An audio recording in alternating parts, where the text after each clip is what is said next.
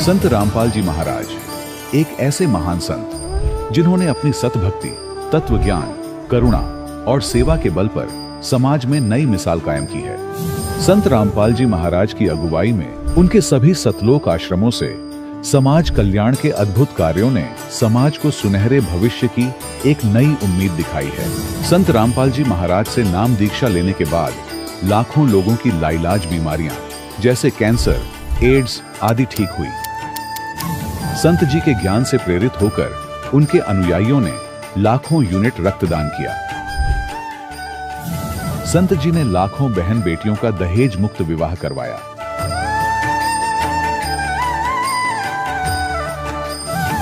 संत जी ने लाखों लोगों का नशा छुड़वाया, करोड़ों उजड़े परिवार बसे। संत जी के आश्रमों में समागम के दौरान निःशुल्क नेत्र चिकित्सा, दंत चिकित्सा प्रदान की जाती है। संत रामपाल जी महाराज द्वारा समय समय पर पर्यावरण संरक्षण के उद्देश्य से बड़े स्तर पर वृक्षारोपण किया जाता है। संत जी ने जरूरतमंदों को तत्काल राहत पहुंचाने के लिए एम्बुलेंस सेवा शुरू की। संत जी अपने अनुयायियों को देहदान के लिए प्रेरित करते हैं, जिससे मानवता की सेवा और चिकित्सा क्षेत्र में सुधार हो सके। संत रामपाल जी महाराज के सभी आश्रमों में हर रोज निःशुल्क भंडारा आयोजित किया जाता है, जहां हर वर्ग, हर जाति और हर धर्म के लोग एक साथ बैठकर भोजन करते हैं।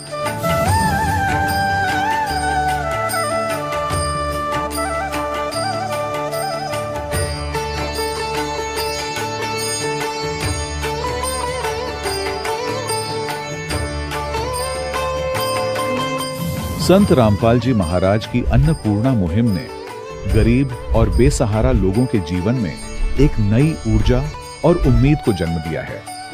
घर घर खाद्य सामग्री और जरूरी मदद पहुंचाकर संत रामपाल जी महाराज ने लोगों को दुख और मजबूरी से लड़ने की ताकत प्रदान की है।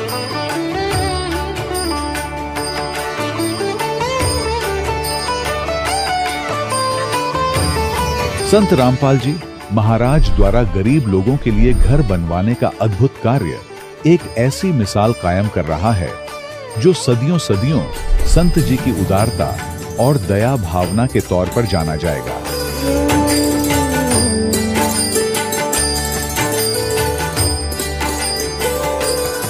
संत रामपाल जी महाराज के आश्रम में हजारों बुजुर्गों को सम्मान और प्यार के साथ जीवन जीने का अवसर मिलता है। उनके खाने, रहने और स्वास्थ्य की पूरी जिम्मेदारी संत रामपाल जी महाराज उठाते हैं। अनाथ बच्चों के लिए संत रामपाल जी महाराज के सभी आश्रम किसी वरदान से कम नहीं। यहाँ उन्हें शिक्षा, संस्कार और भविष्य के लिए बेहतर अवसर प्रदान किए जाते हैं। चाहे बाढ़ हो, भूकंप या महामारी, संत रामपाल जी महाराज और उनके अनुयायी हमेशा ही जरूरतमंदों के लिए सबसे आगे खड़े रहते हैं। कोविड महामारी के दौरान संत रामपाल जी महाराज के आश्रमों से करोड़ों लोगों के लिए भोजन, दवाइयां और जीवन रक्षक सामग्रियां उपलब्ध कराई गई। चाहे गरीब की मदद हो या किसी शोषित और पीड़ित वर्ग के हक और सम्मान की लड़ाई, संत रामपाल जी महाराज ने हमेशा ही उनकी दबी आवाज को सरकारों तक पहुंचाया है और उन्हें उचित न्याय दिलवाने में अहम भूमिका अदा की है। समाज में आध्यात्मिक और सामाजिक मूल्यों के प्रति जागरूकता लाने में संत रामपाल जी महाराज हर कदम पर मानवता के सच्चे सेवक साबित हुए हैं। संत रामपाल जी महाराज का जीवन हमें सिखाता है कि सच्ची सेवा वही है जो निस्वार्थ भाव से की जाए। आइए हम भी इस महान सेवा के कार्य में इस महान संत से जुड़ें और संत रामपाल जी महाराज से नाम दीक्षा लेकर अपने जीवन को धन्य बनाएं।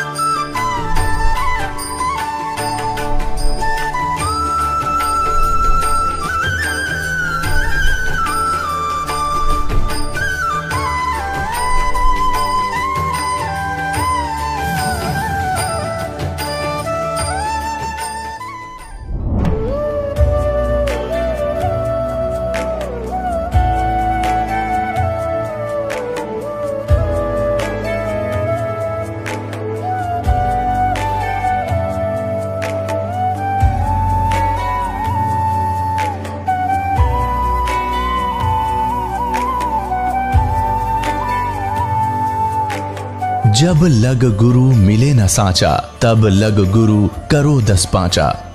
क्या गुरु बदल सकते हैं? क्या गुरु बदलने से पाप लगता है? अध्यात्म के इस मैदान में आखिर सही गुरु कौन है? गीता जी में वर्णित तत्वदर्शी संत कौन है? इन सभी प्रश्नों के उत्तर जानने के लिए अवश्य सुनिए जगत गुरु तत्वदर्शी संत रामपाल जी महाराज के मंगल प्रवचन। सत साहिब दर्शकों, अध्यात्म का सही मार्ग और सही मार्गदर्शक न मिल पाने के कारण ही लोगों को अपने कष्ट और समस्याओं को भुगतना पड़ता है। अमरोहा उत्तर प्रदेश की रहने वाली पिंकी जी भी उन्हीं लोगों में से एक हैं। इनके पिताजी नशे की लत से ग्रस्त थे। माताजी और नानी जी को भी कई बीमारियों ने घेरा हुआ था। दुख तो मानो इनकी जिंदगी में अनचाहे मेहमान बनकर हर दिन दस्तक दे रहे थे। लेकिन कहते हैं ना, मनुष्य को जब सही मार्गदर्शक मिल जाए तो जीवन को एक नई दिशा प्रदान होती है। ऐसा ही कुछ इनके साथ भी हुआ जब इनके पिताजी को मिली अध्यात्म मार्ग के सच्चे मार्गदर्शक तत्वदर्शी संत रामपाल जी महाराज जी की शरण, जो वर्तमान समय में सभी के विघ्नों का निवारण कर रहे हैं। आप भी आश्चर्यचकित हो जाएंगे कि विघ्नहर्ता संत रामपाल जी महाराज जी की शरण ग्रहण करने के बाद पिंकी जी ने अपने जीवन में कई चमत्कारिक परिवर्तन महसूस किए और सर्व दुखों का निवारण अपने आंखों होता देखा है। संत जी द्वारा दी गई सतभक्ति के फलस्वरूप ही आज ये सुखी जीवन व्यतीत कर रही हैं। अब आप स्वयं ही सुनिए पिंकी जी के जीवन परिवर्तन की सच्चाई। उनकी आप बताइए। नमस्कार जी। सर साहिब जी। क्या नाम है जी आपका? पिंकी चौधरी। कहाँ से आए हैं आप? यूपी अमरोहा से। संत रामपाल जी महाराज से नाम दीक्षा आपने कब ली? 10 जनवरी 2014 को। संत रामपाल जी महाराज से नाम दीक्षा लेने से पहले आप क्या भक्ति साधना करते थे? मैं संत रामपाल जी महाराज से नाम दीक्षा लेने से पहले शंकर भगवान जी की भक्ति करती थी और बचपन से ही करती थी, जैसे उनके व्रत रखना। लेकिन परमात्मा की जो बंदी छोड़ सतगुरु रामपाल जी महाराज है, उनकी दया इतनी हुई कि मैं किसी और अन्य देवी देवताओं को नहीं मानती थी सिवाय शंकर भगवान जी की। मैं उनके ही व्रत रखती थी और किसी गुरु के चक्कर में नहीं पड़ी थी। मुझे मोक्ष के बारे में या किसी गुरु के बारे में कोई जानकारी नहीं थी। शंकर भगवान जी की भक्ति करते करते आपको क्या क्या लाभ हुए? लाभ पहले तो कुछ नहीं पता था कि इनसे ये लाभ भी दे सकते हैं या नहीं दे सकते, लेकिन मुझे कोई लाभ नहीं हुआ है। जो मेरी मम्मी पापा थे, मेरे पापा जी बहुत ड्रिंक करते थे, मम्मी इतनी बीमार रहती थी, बहुत ज़्यादा बीमार रहती थी, लेकिन उनसे कोई लाभ नहीं हुए। मैं यही सोचती थी, हे शंकर भगवान जी मेरे पापा की ड्रिंक छुटवा दो, हमारी आर्थिक स्थिति सही हो जाएगी, लेकिन कोई लाभ नहीं हुआ मुझे।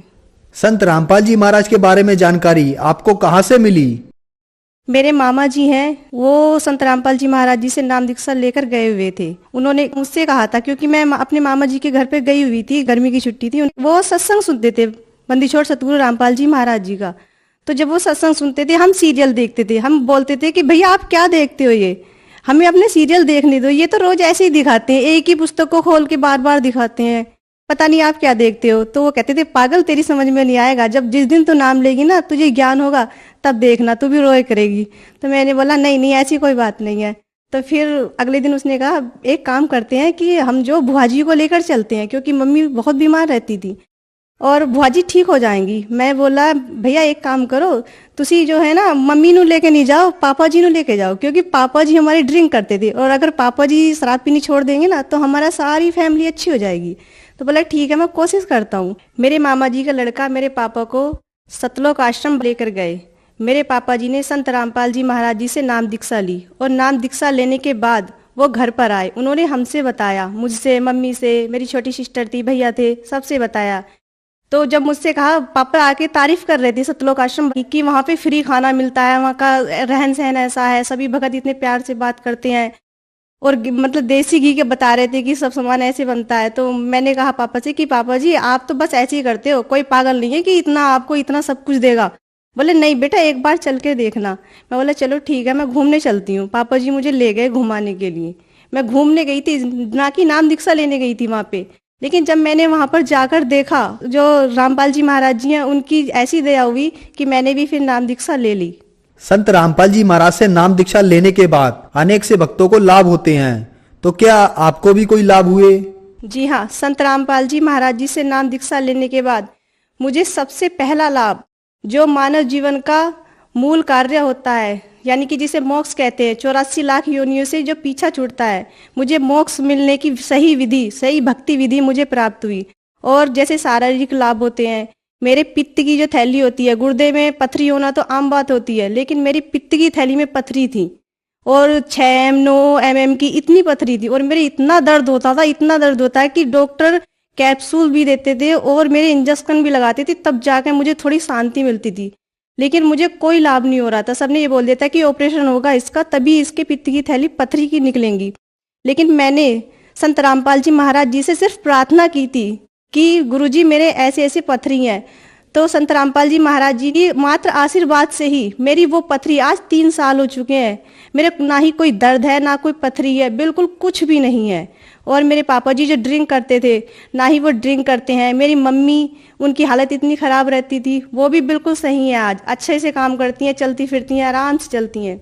और मेरी नानी जी हैं, मेरी नानी जी को शुगर की बीमारी, गठिया बाई, मेरी नानी जी की टांगों में भी इन्फेक्शन था, वो चल नहीं पाती थी। उनके लिए एक स्टिक बनी हुई थी, डॉक्टर ने दे दी थी, वो उनसे ही चलती थी और हम पकड़ पकड़ के लेके जाते थे उन्हें।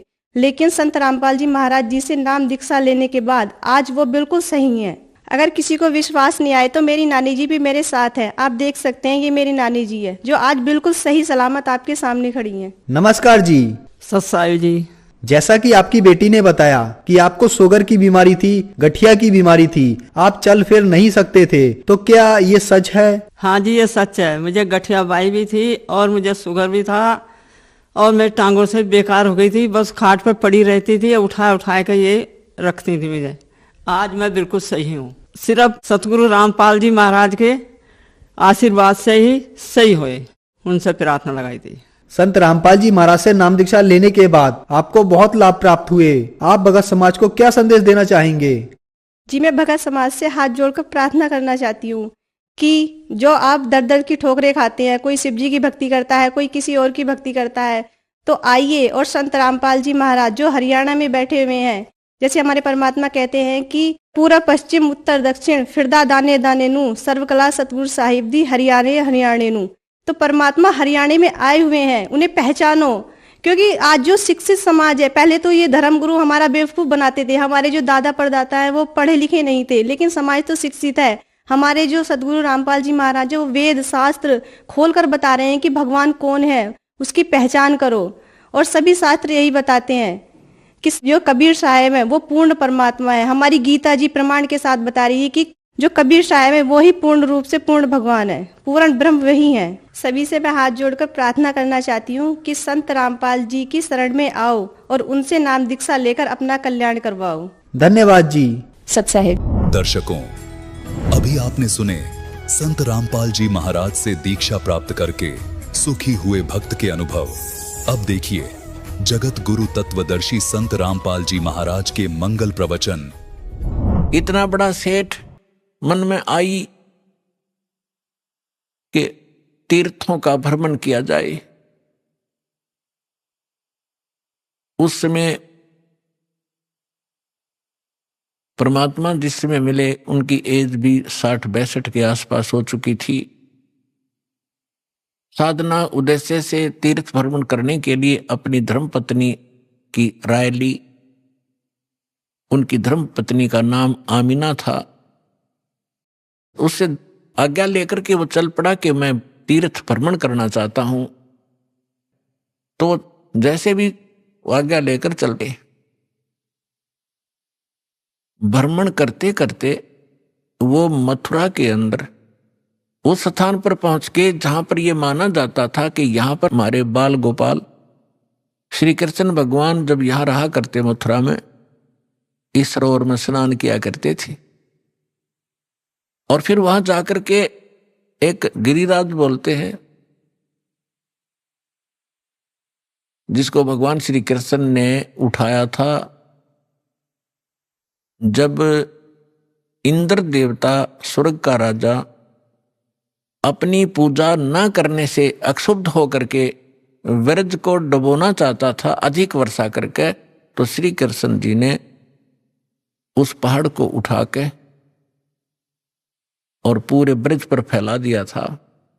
वर्षा खूब हुई थी और इंद्र थक गया था वर्षा कर करके। और वो कुछ बिगाड़ नहीं सका ब्रज का, तब उसने अक्षमा याचना की थी। तो उस स्थान पर भ्रमण करके, उस गिरिराज की परिक्रमा करके हम अपना मोक्ष मानते थे। उस सरोवर में स्नान करके हम मोक्ष मानते रहे। इसी उद्देश्य से धर्मदास साहिब जी भटक रहे थे, वहां पहुंच गए। सुबह सुबह उठे, उस सरोवर में स्नान किया जिसमें जल अधिक था नहीं, क्योंकि हम उसमें नहाना इसलिए उचित समझते रहे कि इससे मोक्ष होगा, चाहे गारा भी क्यों ना हो, उसमें कीचड़ भी क्यों ना हो, हमें तो भगवान चाहिए। लेकिन परमात्मा कहते हैं, कबीर इस संसार ने समझाऊं कै बार, और ये पूछ पकड़ कर भेड़ की और उतरा चाहे पार। गरीबदास जी कहते हैं कि भेड़ पूछ को पंडित पकड़े, ये भादो नदी विहंगा, गरीबदास व भवजल डूबे, जिन नहीं साध सत्संगा। जिनको संत नहीं मिलते, सत्संग नहीं मिलता, तो वो भवजल के अंदर ऐसे डूब जाते हैं जैसे भादों के अंदर नदियां, भादों महीने में बहुत जबरदस्त वर्षा होती थी और सभी दरिया बहकर चल पड़ती थी, फुल स्विम पर ओवरफ्लो होकर को हो जाती थी। और उस समय कोई ये कहे दरिया पार करने के लिए भेड़ की पूंछ पकड़ तुझे पार कर देगी, नहीं, उसका ये साधन नहीं है पार होने का। पार होने के लिए नौका, लीक प्रूफ नौका हो और उसका चालक ट्रेंड हो, तब वो पार होंगे। ये साधन है प्रॉपर। और जो साधनाएं आप कर रहे हो, परमात्मा बताया करते थे कि ये तो भेड़ की पूंछ पकड़ा रखी तुम्हारे कोई नकली गुरुओं ने, तुम्हें डबोएंगी, तुम भौजल में डूब जाओगे, ऐसे चक्रव्यूह में फंस जाओगे, 84 लाख योनियां भोगोगे, तुम्हें समझ में नहीं आएगा। उस तालाब में स्नान करके उसी से जल का लोटा भर के और भगवान की मूर्ति को स्नान कराया। स्नान करा करके नए वस्त्र पहना करके पुराने वस्त्र थैले में डाल दिए, बाद में धोऊंगा। और एक स्थान लीप के वहां भगवान की मूर्ति रखी, गाय के गोबर से और मिट्टी मिलाकर लीपते थे, उसे स्वच्छ बनाते थे।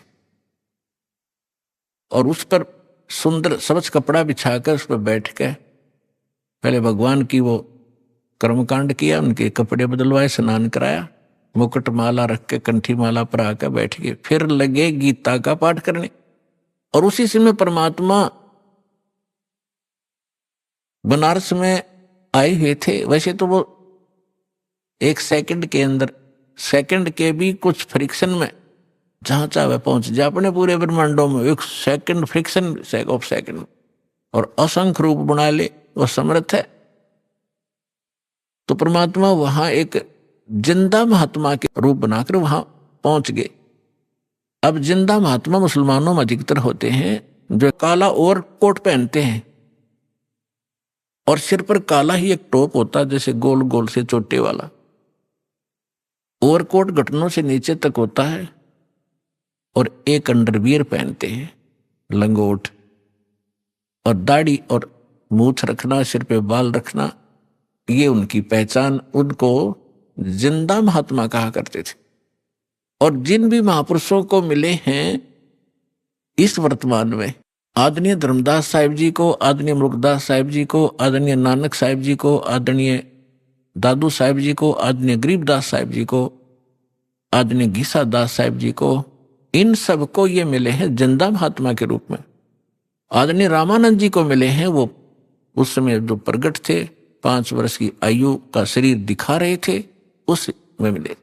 तो इनको सभी को जिंदा महात्मा के रूप में मिले हैं। दर जिंदे का रूप सैल वृंदावन कीनी, तहां मिले धर्मदास करते हैं बहुत अधीनी। भगत का एक गुण होता है कि बहुत प्यार से, विनम्र भाव से बात करता। जहां भक्ति की चर्चा चलती है तो परमेश्वर जाके थोड़ी दूरी पर बैठ के जिंदा महात्मा का रूप बनाकर, क्योंकि वो हिंदू थे और परमात्मा की वेशभूषा उस समय उस धर्मदास की दृष्टि से एक मुसलमान की थी, इसलिए उनकी क्रियाओं को दूर से देख रहे थे। जब धर्मदास जी ने सब क्रियाएं की और फिर लगा गीता का पाठ करने, जब परमात्मा 10 फुट की दूरी पर बैठ के रेत में अलग से वो अपना आसन उसन लगा कर बैठा है, तिलक लगा रखे, वैष्णो साधु की जो पहचान होती है, गले में तुलसी की एक मणिये की माला, कंठी बोलते हैं, वो पहन रखी, और वैष्णो संत जैसी वेशभूषा बनाकर वो बैठा। तो परमात्मा ने काफी सब कुछ सुना। धर्मदास जी ने सोचा कि एक मुसलमान भक्त, एक साधु, साधु भी भक्त ही होते हैं क्योंकि वो भगवान के लिए भटक रहे होते हैं। जितने भी आज संत बने हैं ये पहले भगत थे, और फिर नटपट का ज्ञान सुन लिया इधर उधर से, फिर इन थोड़े से मैच्योर हो गए, इन थोड़ी बहुत बोलने की शैली सुधार ली, और ये संत बन गए, बाकी श्रोता हो गए। सारा का खिचड़ी ज्ञान है ही आपके समक्ष है। तो परमात्मा सुनते रहे। धर्मदास जी ने सोचा बड़ी ध्यान से सुन रहा भाई, आज तो ये हो सकता है इसका ज्ञान समझ में आ जाए, इसका कल्याण हो जाए। अब जैसे गीता अध्याय नंबर 4 के श्लोक नंबर 25 से लेकर 30 तक यही फैसला दिया है गीता ज्ञानदाता ने कि जो भी जैसी साधना करा अपनी उस साधना को पापनाशक जानता है। पापनाशक मीन मोक्षदायक। पापनाश होंगे तो भी मोक्ष होगा। आगे यदि उसको पता हो यह ठीक नहीं है तुरंत त्याग दे, कोई भी ना करे उस कार्य को। तो धर्मदास जी ये सोच बैठे थे कि हमारा जो धर्म है, हमारा जो धर्म है धार्मिक क्रियाएं, ये सर्वश्रेष्ठ हैं, मुसलमानों से श्रेष्ठ है। इस दृष्टिकोण से उसने देखी रुचि। तो उस दिन डेली जो गीता का पाठ करता था, उस दिन 7वें अध्याय का उसका नंबर था, उसमें से पढ़े, उसका हिंदी अनुवाद भी पढ़ा, फिर 8वां अध्याय भी पढ़ा, फिर 15वां भी पढ़ा, और भी कई चुने चुने से शब्द उसने श्लोक सुनाए और उसका व्याख्यान करके सुनाया। प्रतिदिन 1 घंटा साधना करता था, उस दिन 3 घंटे लगा दिए। और परमात्मा ऐसे करे जैसे बड़ा रुचि ले रही है। जब उन्होंने सब क्रिया कर ली तो परमेश्वर ने कहा कि हे महात्मा जी, देखो पुण्यात्मा, इस काल जालिम ने हमारे साथ कैसे जुल्म कर दिया। हमारे पिता ने हमारे निकटाने के लिए अब कैसे छल छिद्र करने पड़ते हैं, कैसे बहुरूपीय का काम करना पड़ता है। उस 2 कौड़ी के जीव धर्मदास को तो कहते हैं हे महाराज जी, और स्वयं कहते अपने आप को कबीर दास। मैं दास हूं, मैं भटका हुआ हूं, और मैं सब महापुरुषों के पास जा चुका हूं, परमात्मा के लिए घर से निकला हूं, और मुझे कोई सही मार्ग मिल नहीं रहा। आज मैंने आपका ज्ञान सुना, कुछ मेरा खिंचाव हुआ, मैं आपसे परमात्मा की जानकारी चाहता हूं। अपने आत्मा जब ऐसे अधीन होकर कोई पूछता है तो हमारी इच्छा बनती है कि बताएं इसको, ये तो भ्रमित है। हिंदू मुसलमानों को इसलिए बुरा मानते थे कि ये मांस खाते हैं, अहिंसा करते हैं, पापी बने हुए। तो इस दृष्टिकोण से उन्होंने समझाया कि इसके पाप बच जाएंगे यदि हमारे धर्म को स्वीकार कर लेगा। तो धर्मदास जी ने कहा कि कैसा लगा ज्ञान, कि बस पूछो मत, गदगद हो गया हूं। कबीर परमात्मा बोले, और मैं दीक्षा लेना चाहता हूं आपसे। मालिक को पता था कि इतना बुद्धिमान है ये, ऐसी गलती करेगा नहीं। तो धर्मदास जी ने कहा देखो जी, मैं तो भक्त हूं और मेरे गुरु जी हैं रूपदास जी, वैष्णव परंपरा से मेरा संबंध है।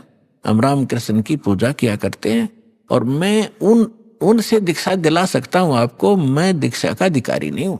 यदि कोई अनधिकारी दीक्षा देता है वो यूजलेस होती है, और वो स्वयं भी दोषी होता है, और सामने वाले को भी, शिष्य को भी कोई लाभ नहीं हो सकता। इसलिए मैं आपको दीक्षा नहीं दे सकता, आप मेरे गुरु जी के पास चलिए।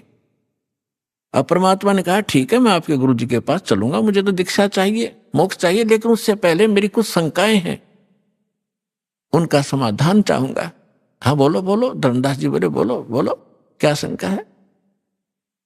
एक तो मुझे बताओ कि मैंने क्या क्या क्रिया करनी पड़ेंगी और क्या नहीं करनी पड़ेंगी। धर्मदास जी ने बताया कि देखो, जीव हिंसा नहीं करनी, महापाप होता जीव हिंसा करने का, और जो जीव हिंसा करते हैं वो कभी मोक्ष प्राप्त नहीं कर सकते, वो आजीवन भटकते रहते हैं, चाहे बेशक भक्ति करो। परमात्मा बोले ठीक है, मैं त्याग दूंगा, कुछ नहीं करूंगा। फिर कहा कि हमारे गुरुजी नाम देते हैं रामकृष्ण का, दशमा भी बोल रहा था हरे राम हरे कृष्ण कृष्ण कृष्ण हरे हरे। ये लाभ जब देंगे जब आप उनसे ले लोगे, अपनी मर्जी से करने से कोई लाभ नहीं होगा।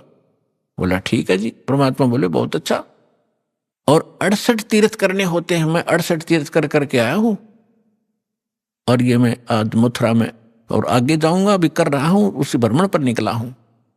एकादशी का व्रत करता हूं मैं, गुरुजी ने बता रखी है, और रामकृष्ण का जाप जपा करते हैं। तो परमात्मा ने पूछा कि ये जो आप पढ़ रहे थे कौन सा ग्रंथ है? कि ये श्रीमद् भगवत गीता है। ये ज्ञान किसने लिखा है? कि भगवान ने खुद बोला है। श्री कृष्ण को भगवान मान रहे थे। बहुत अच्छा, ठीक है। तो भगवान ने, अभी आप पढ़ रहे थे कौन से अध्याय तो मैं बता नहीं पाऊंगा आपको, लेकिन अभी आप कह रहे थे कि अब दास आपको बताएगा जब आप समझोगे। भगवान की उनकी वार्ता एक गोलमोल थी, लेकिन अब प्रमाणित करना पड़ेगा उन्होंने कौन से शब्द बोले थे।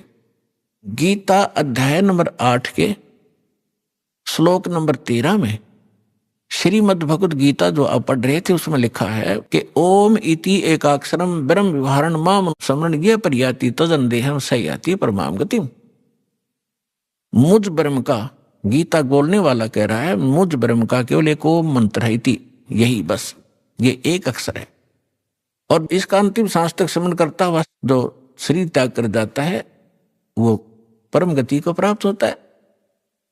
अच्छा, एक बात और पूछूंगा मैं आपसे कि मैं साधना करूंगा, राम और कृष्ण की जो जाप बताएंगे गुरुजी वही करनी पड़ेगी, लेकिन क्या ये इस गीता में लिखे हैं? कि बोला नहीं, ये गीता में नहीं लिखे हैं। तो परमात्मा ने कहा कि एक किसान का विवाह हुआ और काफी एज्ड हो गया, उसके कोई संतान नहीं हुई। जब वो लगभग 60-70 वर्ष का हो गया तब उसको पुत्र प्राप्त हुआ, 60 वर्ष की आयु में। अब उसने सोचा किसान ने कि मैं कभी भी मृत्यु को प्राप्त हो सकता हूं और मेरे पुत्र को अनुभव है नहीं कृषि का, अभी ये बालक है, इसलिए मैं अपना अनुभव लिख देता हूं। उसने एक पैड पे, एक डायरी में, बही होती थी पहले, बही बोलते थे, उसमें सारा अनुभव लिख दिया। कौन सी क्रॉप, फसल कौन से सीजन में और कितनी बार जमीन को बहाकर संवार कर बोनी चाहिए, कितना उसमें प्रति बीघा बीज डालना चाहिए, कितने कितने समय पर उस पर पानी देना चाहिए, सिंचाई करनी चाहिए, कब उसमें खाद डालना चाहिए, और कैसी स्थिति होगी जब वो परिपक्व होगी, उसकी ये स्थिति होगी, तब उसको काट कर उसको भूसा अलग करके घर ले आना चाहिए, फिर उसे रोटी बना के खानी चाहिए। वो सारा कुछ लिख दिया। धर्मदास जी सुन रहे, हाँ जी ठीक है, फिर ठीक है। और फिर उस पिता की मृत्यु होगी और पिता ने कहा था, बेटा यदि मेरी मृत्यु हो जाए तो आप मेरा अनुभव इसके अंदर लिखा है, इसको पढ़ना और इसके अनुसार अपनी कृषि खेती करना। अब वो बेटा क्या कर रहा है? पिताजी ने बताया था गेहूं बोने के लिए बो रखी है भांग उसने। पिताजी ने बोला था कि इसमें अरहर की दाल बीजना, उसने बीज रखा वहां पर घास दतूरा। तो क्या वो किसान का पुत्र धनी हो जाएगा या वो वस्तु प्राप्त कर लेगा? उसका पिता बता के गया था कि नहीं नहीं, ऐसा कभी नहीं हो सकता। धर्मदास जी उत्तर दे रहे, क्या तो महामूर्ख है, मूर्ख है, वो तो वही करना चाहिए जो पिताजी ने उसमें अनुभव लिखा है। परमात्मा बोले, गीता का ज्ञान आप बताते हो, भगवान ने बोला।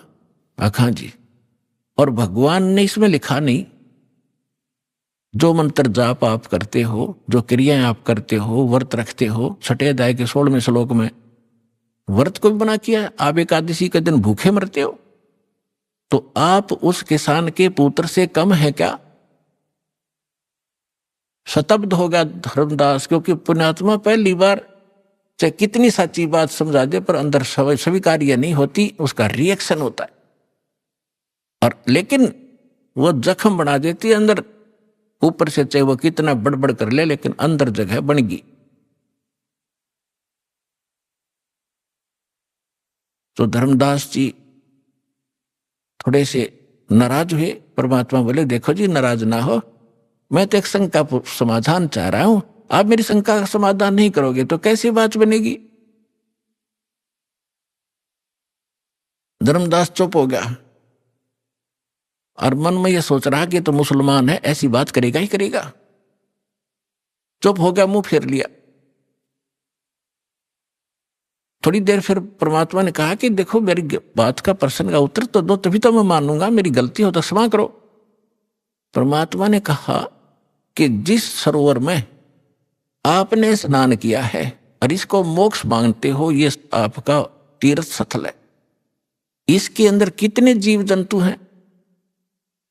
आपने स्नान किया, रगड़ रगड़ कर मार डाले करोड़ों, और देखिए लोटा भर के लाया था पानी का जिससे आपने ये स्थान लीपा है, इसमें कितने जीव जंतु देखो तेरे इस लोटे में देख ले।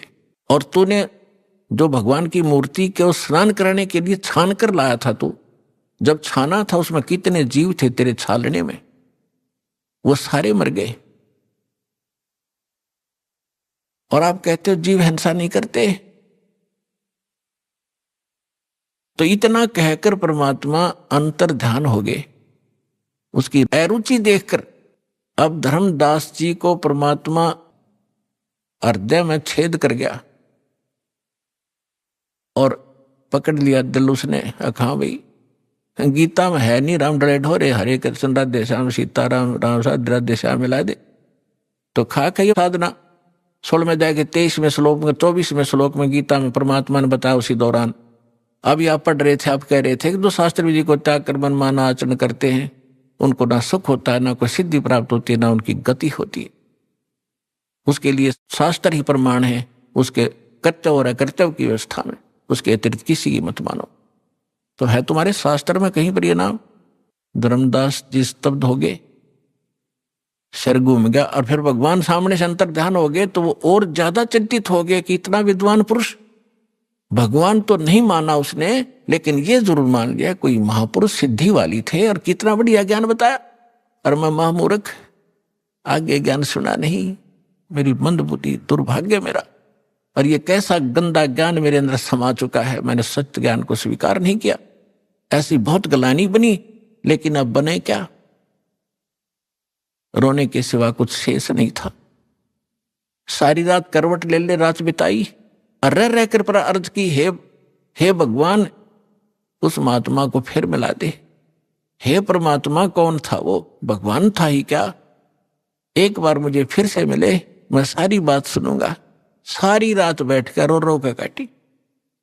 सुबह उठा वक्त से उसने सोचा तू रोटी बना ले और फिर खोज करूंगा उस संत का कि तो बैठा पाएगा तो यहां तीर्थों पर।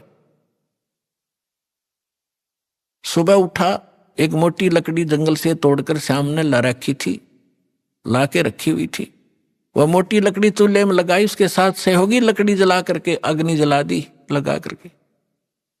वह मोटी लकड़ी कुछ गिल्ली सी थी, ज्यादा गिल्ली नहीं थी पर थोड़ी थोड़ी ठीक सी थी। और उसके पिछला हिस्सा जो कटा हुआ था और वो थोड़ी सी थोथी थी, दुर की दुर होलो थी, उसके अंदर सुराख था, उसमें चींटियां भरी पड़ी थी। खाना बना रहा था, खाना बनाते बनाते सुबह उठकर वक्त से बनाने लगा तो निकट जब वो लकड़ी आई, उसका एंड, लास्ट एंड आया लकड़ी का, तब उसका ध्यान पड़ा। सारी भात बना ली, रोटी बना ली, क्या देखा कि चींटियां अंडे मुंह में लेकर सफेद सफेद और उस लकड़ी से बाहर निकलने का प्रयत्न कर रही है। लकड़ी के एंड पर एक तरल पदार्थ उबल रहा है, गर्म होने के कारण वो बाहर निकलती है, उसमें गिरकर चटक चटक जल रही है। जब धर्मदास जी ने देखा कि वो तेरे की आज तो अनर्थ हो गया, आज तो जुल्म हो गया, इस सारे भात में ना जाने इतनी लंबी लकड़ी में 2-2.5 फुट की लकड़ी जल गई है, इसमें तो करोड़ों चींटी मर गई विद एग समेत, अंडों समेत मर गए हो। भगवान, आज जैसा पाप अपराध मुझसे कभी नहीं हुआ होगा। तुरंत शेष लकड़ियों को बुझा, जल डाला। अब सोचा कि इस पाप से बने हुए अन्न को मैं कैसे खाऊं, आज तो बहुत अपराध हो गया। उसने सोचा आज मैं निराहार रहूंगा, इस आहार को किसी साधु संत को खिला दूंगा, मैं पाप मुक्त हो जाऊंगा। भक्त श्रद्धालु जैसी उनकी आत्मा अलाउड करती है उसी तरह अपने को पाप मुक्त करने की वो चेष्टा किया ही करते हैं, शायद ऐसे बच जाऊं। अब सारे उस भोजन को लेकर थाली में रखकर और चला संत की खोज में। हम साधु संत किसको मानते हैं? या दाढ़ी बड़ी हो, सिर पे बाल हो बड़े बड़े, लाल कपड़े पहन रखे हो, गले में माला हो, या कतीनी वस्त्र हो, राख लपेट रखी हो, लंगोट पहन बांध रखा हो ओनली, या मूंड मुंडा रखा हो कति गोटम गोट हो, लाल कपड़े अवश्य हो, हम ऐसे को संत मानते हैं। तो परमात्मा ने ऐसे एक साधु का रूप बनाया, लाल कपड़े पहन के, दाढ़ी मूछ थी ही, जैसे ये ऋषि में ऋषि वागर हिंदुओं के, ऐसे बैठ गए एक वृक्ष के नीचे। धर्मदास जी की नजर पड़ी कि हाँ संत बैठे हैं। जाते ही थाली रखती और कहा भगवान भोजन पाओ, दास का भोजन पाओ। परमात्मा बोले रख दे भाई। धर्मदास मुझे भूख लगी है।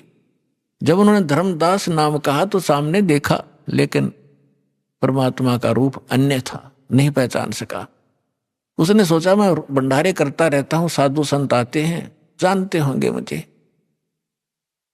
ज्यों ही थाली रखी, परमात्मा के पास एक करमंडल था, लोटा, उसमें से जल उठाया कबीर परमेश्वर ने और उसको मंत्र पढ़ा अन्नदेव की आरती का एक, और पूरी भात पर छींटे मार दिए, वो सारी भोजन पर थाली में एकदम सारा भोजन, सब कुछ चीटी बन गई। वह थाली काली होगी और अंडे मुंह में लेकर वो बाहर निकलने का प्रयत्न कर रही है। तो परमात्मा उसी रूप में हो गए जो पहले दिन वार्ता हुई थी, जिंदा वाले भेष में।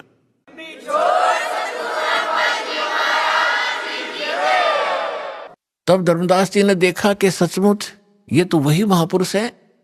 तब परमात्मा ने कहा, रे अत्यारे, कल क्या कह रहा था तो कि जो जीव हिंसा करते हैं वह कभी मोक्ष प्राप्ति नहीं कर सकते, और तेरे से तो कसाई भी अच्छा, तो कसाई से भी बुरा तने कितने जीव मार दिए। चरणों में गिर गया, पैर पकड़ दिए, कहा भगवान ज्ञान बता दो, हम तो अंधे हैं, हमारी बुद्धि तो कति झेरे कुएं जैसी है। जो ज्ञान हमने आज तक सुना और उसी को हम सत्य मान रहे थे, आपका ज्ञान पहली बार सुनने से मन को स्वीकार्य नहीं हुआ। हे भगवान, अब मैं आपका सारा ज्ञान सुनूंगा। तब परमात्मा उनको लगे बताने अपने आत्माओं, जैसे तुलसीदास जी ने लाखों वर्ष पहले घटी घटना रामायण वाली अपनी दिव्य दृष्टि से देखकर अपनी भाषा में उसको पुनः एज इट इज चित्रार्थ कर दिया, जो आज पूरे हिंदू समाज को मान्य है। घटना वही है, सिर्फ भाषा में अंतर कर दिया, कोई अंतर नहीं। इसी प्रकार परमेश्वर कबीर जी को प्राप्त होने के उपरांत परमेश्वर ने गरीबदास जी का ज्ञान योग खोल दिया। अब ये जो हमारी जो दिव्य दृष्टि है, ये समझो एक दूरबीन है जो दूरदर्शी होती है, सूक्ष्मदर्शी होती है। ऐसी दूरबीन समझो, और इसकी अक्षमता होती है। एक तो ऐसी दूरबीन होती है आधा किलोमीटर तक ही कुछ देख सकती है, एक ऐसी होती है नक्षत्रों तक देख लेती है यहां बैठे। तो इसी प्रकार जो तुलसीदास जी की जो दिव्य दृष्टि थी वो सूक्ष्म दूरदर्शी थोड़ी अक्षमता की थी, और गरीबदास जी के को प्राप्त जो दिव्य दृष्टि थी उसने असंख्यों युग पहले का ज्ञान, और आज से 600 वर्ष पहले जो भगवान के साथ घटना घटी और भविष्य का जो ज्ञान उन्होंने अपनी अमृतवाणी में बताया है। तो उसके आधार से आपको थोड़ा सा वर्णन करते हैं, क्योंकि महापुरुषों के मुख से उच्चरित वाणी और इस दास के मुख से आप तक पहुंचेगी तो ये एक असर करेगी न्यारा। जैसे एक तो वचन कहे एक सिंपल मैन कि यहां से बरवाला से लेकर जींद तक रोड बना दो, और एक का यहां का मुख्यमंत्री जनसाधारण मेरे जैसा से सारा दिन कहें जाओ अधिकारियों ने जाके कि ये वहां से वहां तक रोड बना दो, कभी नहीं बनेगा। और वो एक बार कहेगा, अगले दिन काम शुरू हो जाता है। इस प्रकार उसके वचन में शक्ति है। इसी प्रकार संत परमपिता का नुमाइंदा होता है, प्रतिनिधि होता है, उसके पास परमेश्वर की शक्ति होती है, उसके आदेश से वो काम शीघ्र होता है। दर्जन दे का रूप शैल वृंदावन कीनी, तहां मिले धर्मदास करते हैं बहुत अधीनी। गरीबदास जी अपनी अमृतमयी वाणी में भगवान से प्राप्त उस दिव्य योग से, दिव्य दृष्टि से देखा हुआ एज इट इज बोल रहे, लिखवा रहे हैं। दास उसको सुना रहा है। बहुरंगी वरियाम कामनी कामी सोई, दर सतगुरु का रूप धनी उतरे हैं लोई।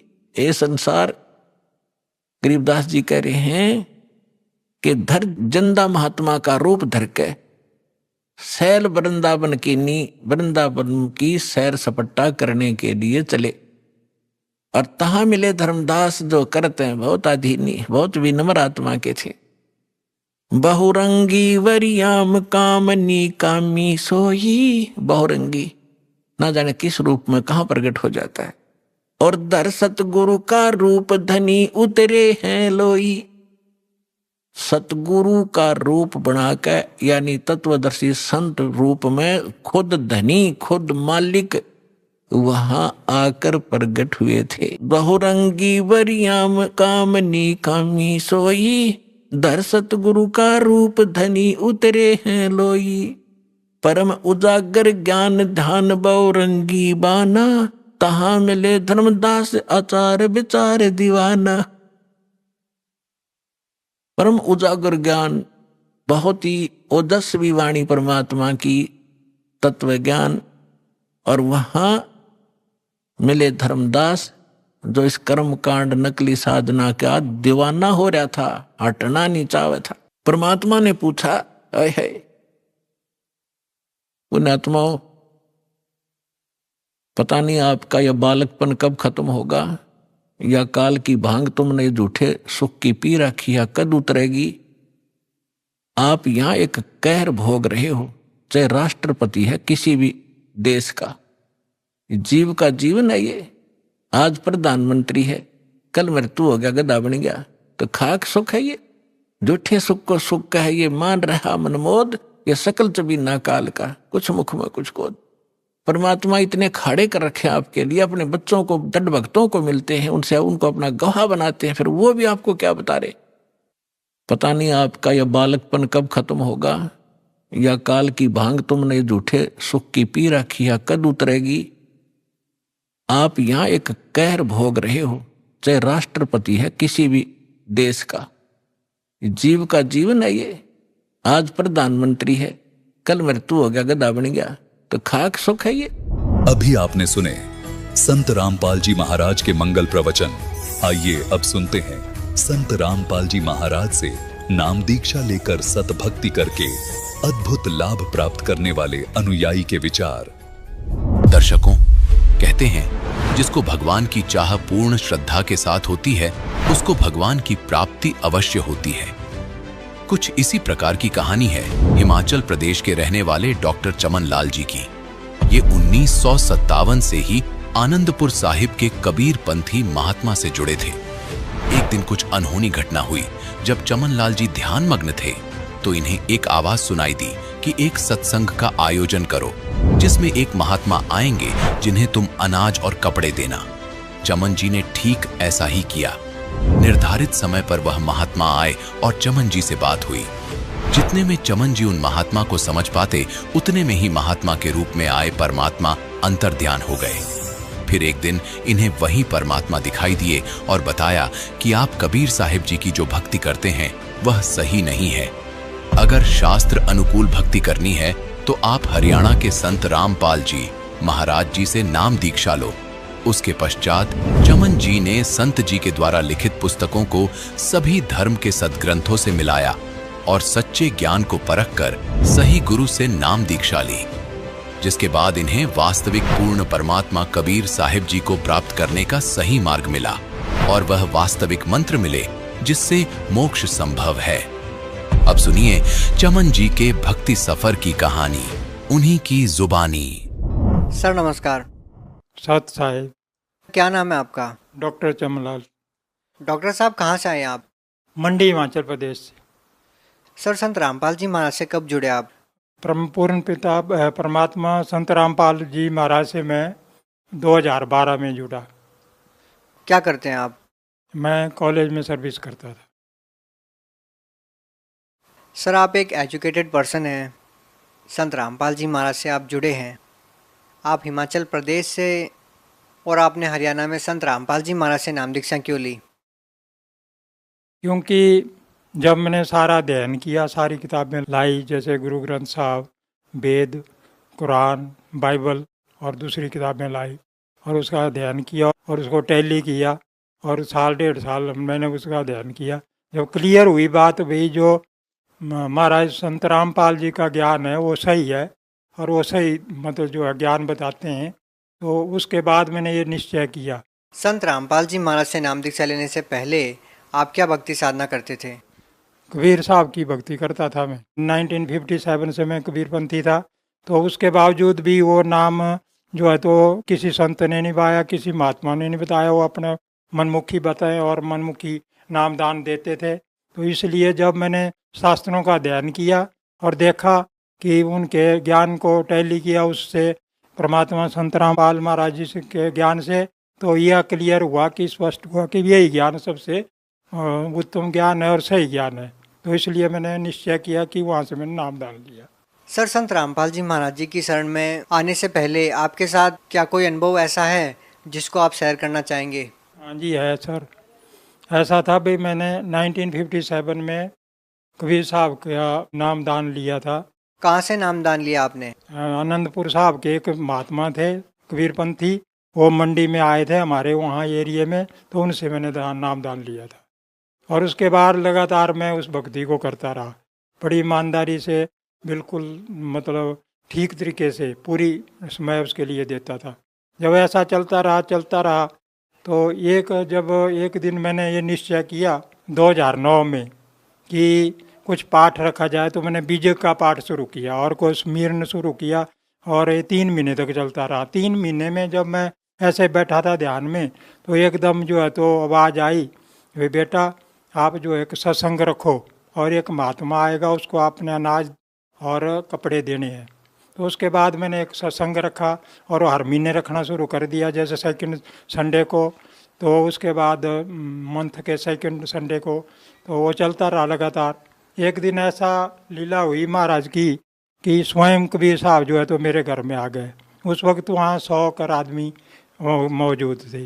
उनके समक्ष वो आए, मनुष्य के रूप में थे, हमने पहचाना नहीं उनको। उन्होंने पीछे पूछा, मैं उन दिनों प्रधान था पंचायत का। उन्होंने कहा प्रधान चमनलाल का घर का है, तो उन्होंने बताया ये घर है। तो आ गए, तो वहाँ एक महात्मा आए थे खरसिया से, वो कुछ कलेक्शन के लिए आए थे, कुंभ के लिए। तो उनको हमने डिप्यूट किया भी आज आप सत्संग करेंगे। तो वो सत्संग कर रहे थे। उसके बाद सत्संग खत्म था, तो जैसा महाराज ने पीछे मुझे बताया था भी जो भी महात्मा कोई आएगा उसको अन्न भी देने खिलाना है, भोजन खिलाना है और कपड़े देने हैं। तो उसी तरह मैं कपड़े देने अंदर गया, कपड़े लाने उनको और भोजन दें। उतने में बाहर खड़े हो गए कबीर साहब, और उन्होंने बात नहीं की, वो खड़े रहे। किसी मुझे मेरे ब्रदर है वहाँ, उसने बताया कि कोई आया है। तो मैंने उनसे हाथ जोड़े और कहा जी सत्संग स्थल इस साइड है, तो आप उस साइड चलो, पर सत्संग खत्म हो चुका है। तो उस साइड वो चुपचाप चले गए और पीछे खड़े हो गए। मैं उतने में कपड़े लेकर गया, मुझे ये आभास नहीं था ये भी परमात्मा है या कोई ऐसी बात है। तो मैं जिस वक्त उनके पास बैठा हो कपड़े देने, तो उनकी तरफ कुछ ध्यान दिया, तो ऐसा लगा मन में भी ये कोई खास चीज़ है, कोई विशेष आदमी है या विशेष महात्मा है। तो मैंने ऐसे जैसे किया, हाथ जोड़े और नमन किया मन में, और सोचा भी अभी पूछता हूँ मैं। उतने में उनको कपड़े देते देते वहाँ 10-15 मिनट लग गए। वो एकदम जैसे नज़र टली, तो उससे गए और मेरा गेट है बड़ा घर का लोहे का, उसको लांग के अंदर चले गए। पीछे बाहर लोग खड़े हुए आंगन में, वो देखते रहे भी, बिना पूछे बेला बोले चले गए अंदर। उतने में मैं चले गया पीछे से। तो उन्होंने कहा जी अंदर चले गए, गेट लांग के, और गेट बंद कर दिया। जब मैं अंदर गया तो अंदर जाकर देखा सब गए और वो अंतर ध्यान हो गए वहाँ से। और फिर उसके बाद मुझे बड़ा दुख हुआ मैं कई दिन तक सोचता आ रहा उसके बारे में, भाई मैंने बड़ी गलती की ना, उनके पाँव छुए, कौन थे, या ये मन में रहता था ये है तो परमात्मा ही हो सकते हैं। फिर भी क्लियर नहीं थी बात, भी कैसे क्लियर किया जाए। तो मैंने डेली जो साधना करता था, जब साधना सुबह शाम करनी तो ये प्रार्थना जरूर करनी, भी मुझे बताना प्रभु भाई वो आप थे कि कौन थे। इस तरह साल भर चलता रहा। साल के बाद जो है तो एक दिन वो आ गए, और जैसे मैं साधना में बैठा था और सामने आ गए, उसी रूप में आए जो फोटो में होते हैं। तो उन्होंने बोला बेटा मैं आया था, आपके ने पहचाना नहीं, तो इसलिए जो है आपको संत रामपाल महाराज हैं वहाँ आप जाओ और वहाँ उनसे नामदान लो। जिस टाइम पे आपको कबीर साहब जी ने दर्शन दिए उस टाइम पे आप आनंदपुर धाम से जुड़े हुए थे? हाँ जी, आनंदपुर धाम से जुड़े हुए थे। और उसके बाद कबीर साहब जी ने आपको कहा कि आपको संत रामपाल जी महाराज जी से नाम दीक्षा ले लेनी चाहिए। हाँ, आपको वही सही नाम दीक्षा है। कबीर साहब ने मुझे बताया भाई आप जाओ बेटा और वहाँ से आप नाम दीक्षा लो, और जो आज तक आपने भक्ति की है उसका भी आपको लाभ मिला है, आगे भी उसका लाभ उसमें इंक्लूड होगा, पर सही भक्ति वो है और वो उसको शुरू करो लेकर, नामदान लेकर। तो क्या आपको लगता है कि आपको जो कबीर साहब जी के दर्शन हुए वो आनंदपुर धाम से नाम दीक्षा लेने के बाद हुए, तो आप इसका क्रेडिट किसको देंगे? नहीं, वो तो चलो पता नहीं, ये ईश्वर को पता है क्रेडिट का, परंतु इतना जरूर था मैं लगातार मगन रहता परमात्मा की ये में, तो शायद उन्होंने कृपा की मेरे को, और सही रास्ता बताने के लिए उन्होंने ये सारी लीला रची थी। सत्संग रखा, पहले रखवाया और कहा महात्मा को दो भोजन, कई महात्मा है, कईयों को मैंने कपड़े रोटी दी, पर ये पता नहीं था भी भोजन और जो मैं कपड़े दे रहा हूँ कौन महात्मा सही है। तो वैसे वैसे वो खुद ही आ गए, फिर खुद उन्होंने भोजन किया। जब वो भी क्लियर हुआ तो फिर वो डाउट रह गया भाई क्या पता हो सकता है कौन था, या मेरे को कोई वहम है, कौन अंतर्ध्यान कैसे हुए, क्या हुआ, तो वो भी उन्होंने क्लियर कर दिया, आकर मैं ही आया था और आपने मुझे पहचाना नहीं, और उन्होंने क्लियर। फिर उसके बाद भी मैं कुछ दिनों तक अध्ययन कर रहा था। कापी पर किताबें मैंने 25,000 रुपये की खरीद ली थी पहले, वेद दो बार मंगवाए मैंने और उनका अध्ययन किया और उससे टैली किया। महाराज जो परमात्मा संत रामपाल जी से उनके सारे किताबें मैंने लाई थी, उनको टैली किया उससे। तो उसके बाद भी मैं ये सोचता रहा भी जब कबीर साहब मेरे सामने घर में आए तो मेरी भक्ति सही है।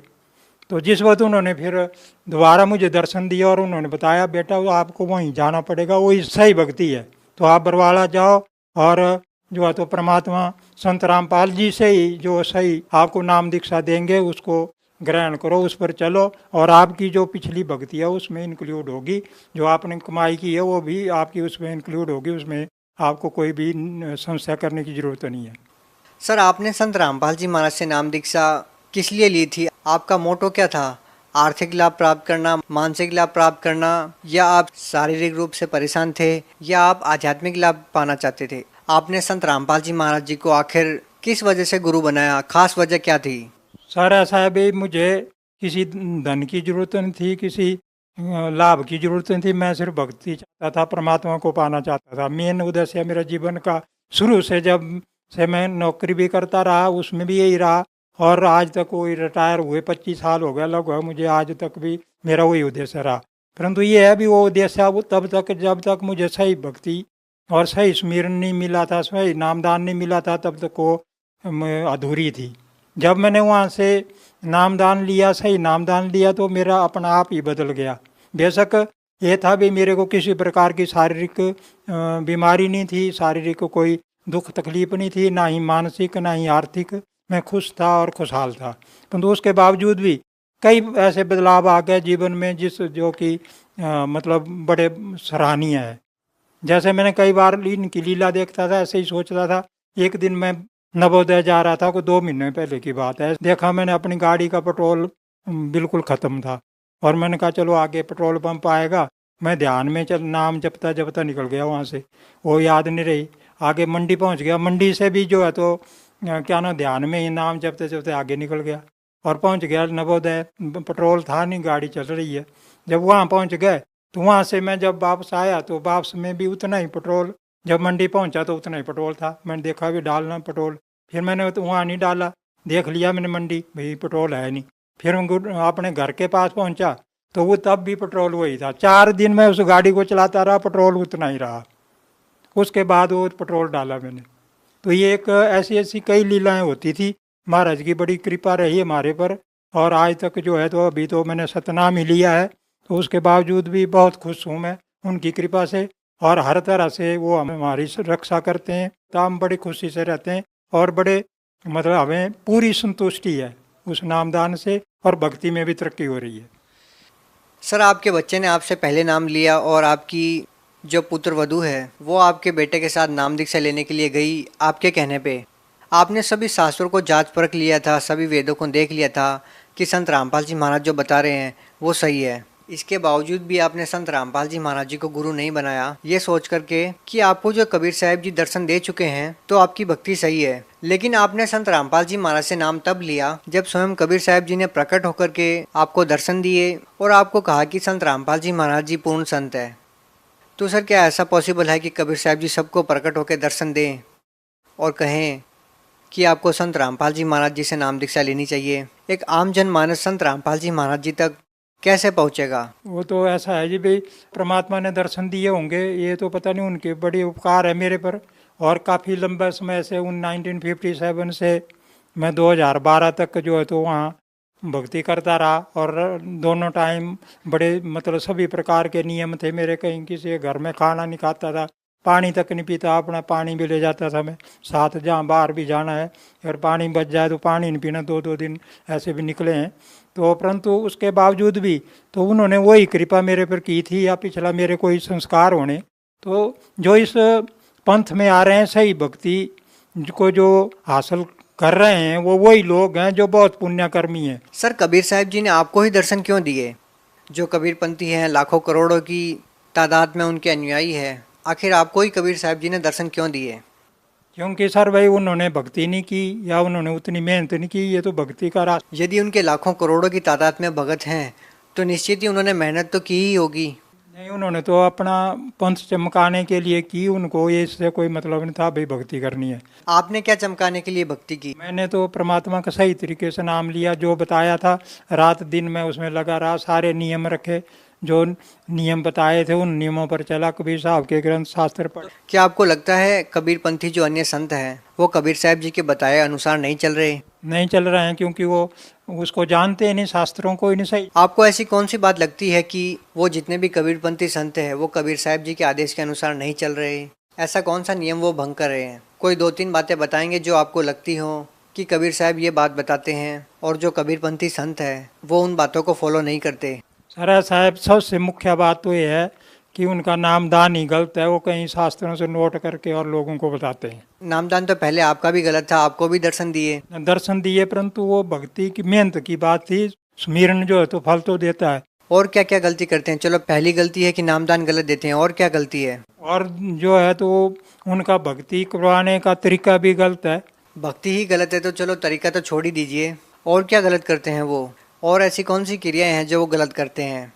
और तो सर वे संसारिक क्रियाएं, जैसे वो संसार में कर्म कांड है उसके अनुसार चलते रहते हैं, जो कि बिल्कुल गलत है, जो कि भक्ति तो मानती नहीं उस चीज़ को। तो वो सबसे बड़ी गलती वो करते हैं कि वो संसार से उसके साथ भी रहना चाहते हैं और भक्ति कराना चाहते हैं, तो दोनों चीज़ें एक साथ नहीं चल सकती। सर, भगत समाज को क्या संदेश देना चाहेंगे? मैं सर भाई भगत समाज को यही संदेश देना चाहूँगा, भाई अगर आपने सही मायने में परमात्मा को पाना है या सही मायने में भक्ति करनी है तो संत रामपाल महाराज जी जो हैं वो परमात्मा के अवतार हैं, वही जो आपको सही नामदान दे के आपको जो है सही भक्ति बताएंगे, उससे ही आपका कल्याण होगा। और हम सबको उसी वहाँ जाकर और उनके बताए हुए रास्ते पर भी तन मन धन से पूरी तरह मन अपने आप को न्यौछावर करके चलना चाहिए, तभी हमारा कल्याण हो सकता है। बहुत बहुत धन्यवाद आपका। Thank you sir.